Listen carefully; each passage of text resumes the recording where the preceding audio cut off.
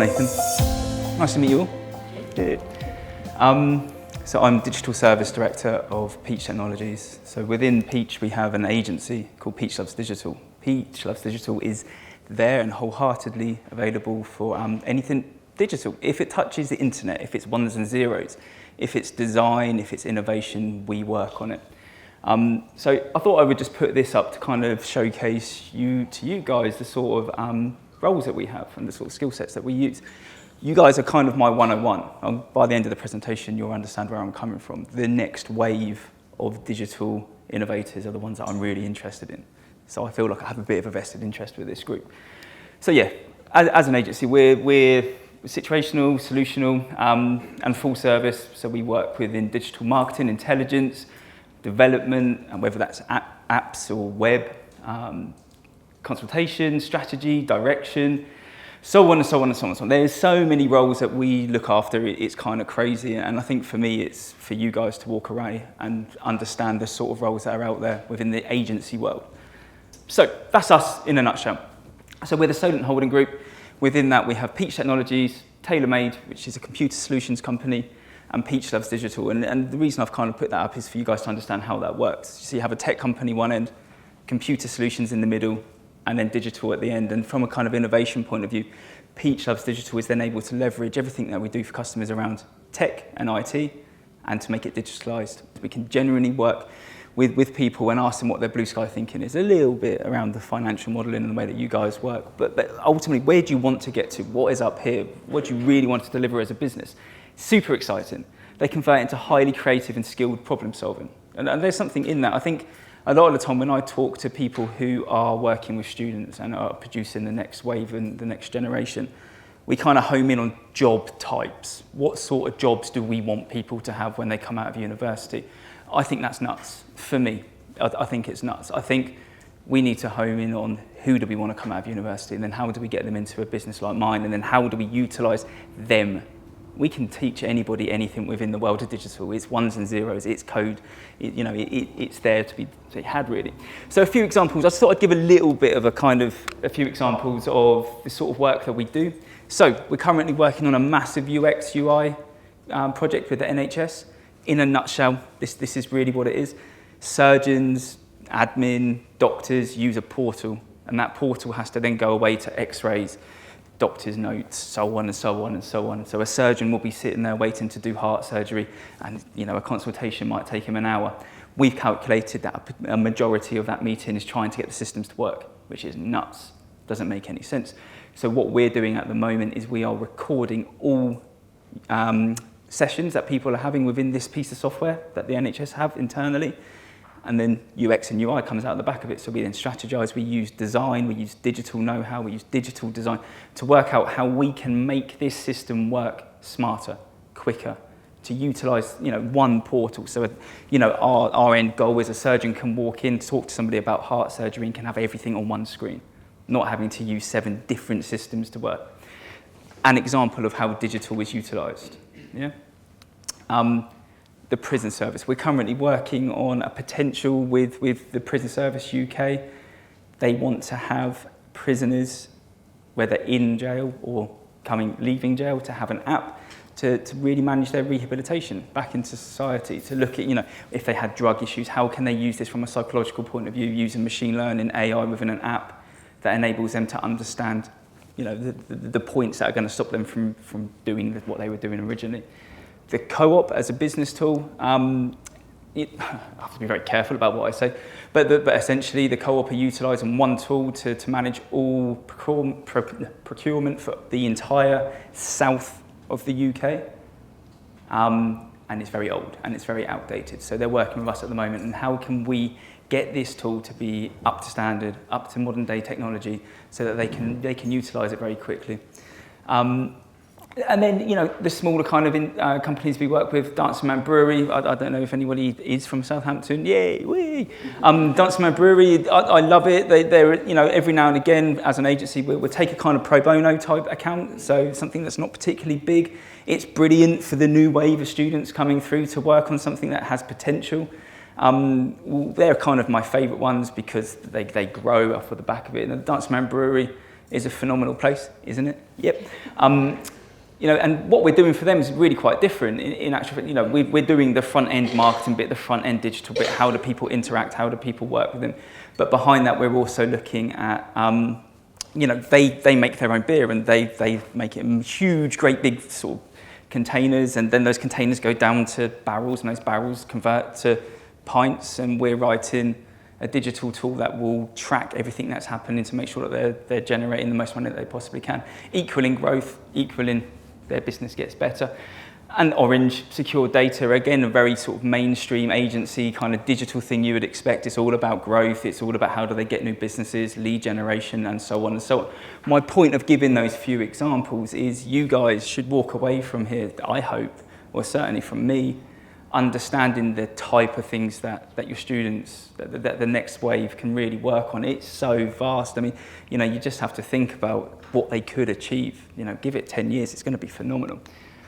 Boring bit over. Don't really want to talk about me, to be honest with you. I want to talk about the exciting bit. So the future of digital and the digital landscapes excite me massively. I mean, I'm a right geek. I get stupidly excited over it. I go on holiday, and my holiday to me is I get to read about digital and Google's algorithm. It's phenomenal. But that doesn't excite me as much as those lot. Yeah, it's these lot which are the real things that excite me. The coming generation has endless opportunity to innovate, create and analyse and build success within the digital space. I honestly think we're scratching the surface at the moment. We're not even anywhere near. I mean, you just think 50 years where we're going to be. AI, machine learning, it is outstanding what we're going to be able to produce. And it's those students. And it's kind of my message, I guess, to you guys as people who can work with students is, if we can get them to understand where they can get to, we could have some phenomenal things coming out of this country.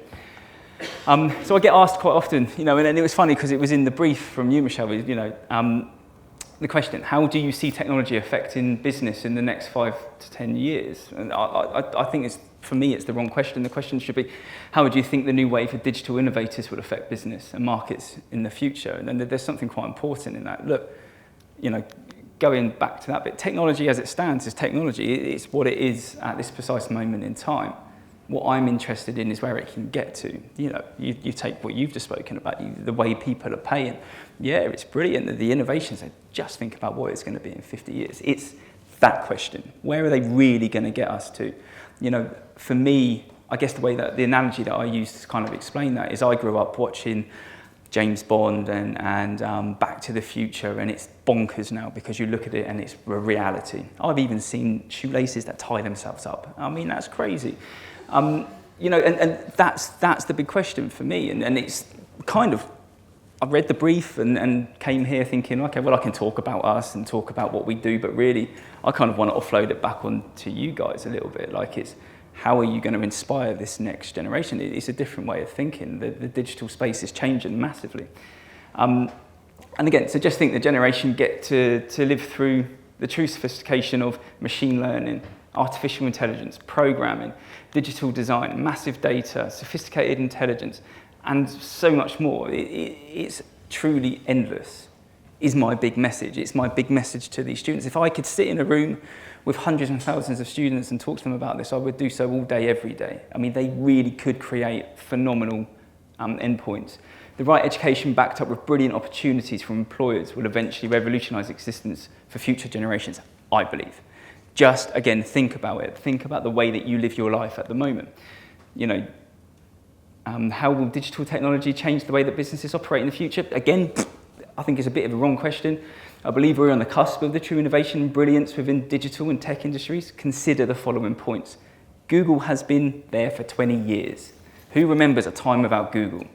Yeah. Think about it. It's the most sophisticated algorithm on the planet. It's brilliant. Google, going back to UX, going back to how do we get people from a psychological point of view to utilize digital tools in the way that we want them to. Google's the 101. It's the world's most complicated algorithm in terms of search. And all they did is put a search bar on a page and a white page and said, find what you want. It's phenomenal. It's 20 years old. Again, imagine the next generation. They get to leverage off of this. They get to work off of it. AI, as we're looking at the moment, we're currently within the AI world. We've got the processing power of an insect, and look what we're achieving. I mean, if you haven't experienced something called Plum, has anyone used Plum in here? oh, please go away and use it. And my email's at the end of this and tell me what you think of it. It's phenomenal. It's very similar to the financial stuff. It's utilising AI technology within Facebook's Messenger, and it links in with your bank account, and then I can text through Messenger to Plum and say my investments, and it will manage my investments for me, and it will say, do you want to transfer this to this investment? And the AI is doing all of this. I have never spoke to a human, but I've seen some really good growth in terms of financial. It's phenomenal. Honestly, experience Plum. By 2020, we're thinking that the brain capacity of an AI is going to be of a rat. That means it can start to work out where it's going to go. It can start to process thoughts. By 2025, there's nothing to stop that. It could be at a human capacity. You just start to bear that in mind, and it goes back to you guys and the people that are going to come out of the education system. They're going to be in a scenario where they can utilise that. Again, you go back to my generation. We utilised digital to what it is now based on watching James Bond. That was our inspiration. We're like, oh, wow, that'd be brilliant if that could happen. You just look at it, work it back, you can see the inspiration happen. The next group of digital innovators, like my son's generation, are going to be coming through looking at AI having the capacity of a human brain in terms of its ability to work. It's going to be phenomenal. Even 5G, 5G is going to be phenomenal. You can download a movie in seconds. Who remembers dial-up? Dial-up was wicked, right? I mean, you pick up the phone, you think, someone's on the computer. This is insane. Automation technology is here. Cars are driving themselves. I mean, again, for me, it's all about the next generation. Think of what we've done so far. Think of the next 30 years, the next 50 years. They are going to be producing phenomenal work. So how will technology change the way businesses operate in the future? I think scrub it out. How will we prepare the future generation to leverage the amazing technology innovations currently in play? It's imagining the potential of that. As an employer, again, the brief was what sort of roles do I require and so on and so on. I kind of scrub that off a little bit, and it's the way that I work with my team and the people who come and work for me. I don't really, the kind of process of have they got a formal degree in English, I'm not really that bothered. I need innovators, creators, problem solvers, dreamers, programmers, data enthusiasts. They're the people that I can bring into an agency like mine, and I can train them up to do whatever we need them to do. And we work on some phenomenally cool scenarios. And just for you guys, just for you have access to students, with every customer that we have tiers, and so they need to be at a certain level to work with it, but we mix that team up. So we have people who might be on a kind of trial sort of placement with us, working on an NHS program with a senior developer who's been doing it for 20 years. And the learning that they get is phenomenal. The kick out that they get is phenomenal in that regard. So that's my big thing. As an employer, I need people who can do that. And I guess that's for you guys to work out how you can deliver that into the market. The job opportunities are empowering, they're varied, they're well paid, they're rewarding, they're creative, they're innovative, and so much more. I mean, why would people not want to get in digital? It's kind of the future. And it is the thing. I mean, even something as stuffy as accounting, people go to university and study for years. Just for the record, my wife is an accountant, so I'm allowed to pick on accountants. But the whole message from the government at the moment is tax has to go digital. It just has to go digital. It can no longer be as we've seen it before. So, you can start to see digital is sneaking in the back door of so many other industries. When we provide young innovators with apprenticeships and internships, so for me, again, the message to the room is send them our way, power them up, get them excited about digital, get them excited about ones and zeros, and the kick out and the design that comes out the back of it is highly rewarding. And if doing so, if we get that wave of kind of innovators coming through, I struggle to think of an agency that wouldn't accept them in and wouldn't try and train them up. It's what we do. We want to make, the reason that agencies work is big businesses come to speak to us to kind of put the creme de la creme on top that they can't do internally. My big thing, I guess, is I hope that we can, within the digital scene, within the digital kind of market, we can inspire the next generation to be phenomenal. That's what I really hope, because I think doing so, just imagine where we're going to be. It's going to be insane. Thank you.